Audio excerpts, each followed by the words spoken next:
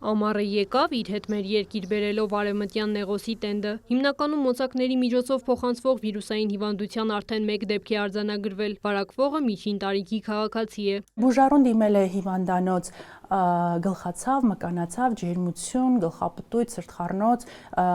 գանգատներով, կատարվել է գլխուղեղի MRT հետազոտություն, ախտորոշվել է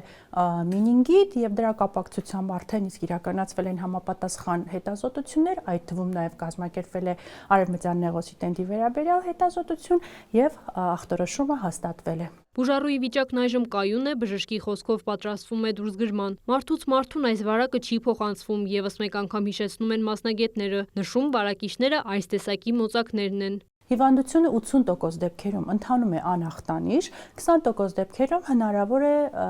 քաղաքացիների շրջանում ունենան գլխացավ, գլխապտույտ, ջերմություն, սրտխառնոց, մկանացավ, երբեմն նաև մաշկի ցանավորում, այսինքն ինչ-որ հատուկ սպეციფიկ ախտանշաններ չունի հիվանդությունը։ Վարակվածների միայն 1%-ի մոտ կարող է առաջանալ կենտրոնական նյարդային համակարգի ախտահարում, որի ժամանակ կարող են դիտվել սաստիկ, տանջող գլխացավեր, ջերմության բարձրացում մինչև 40 աստիճան եւ ավելի։ Բոլոր տարիքներն էլ կարող են վարակվել, սակայն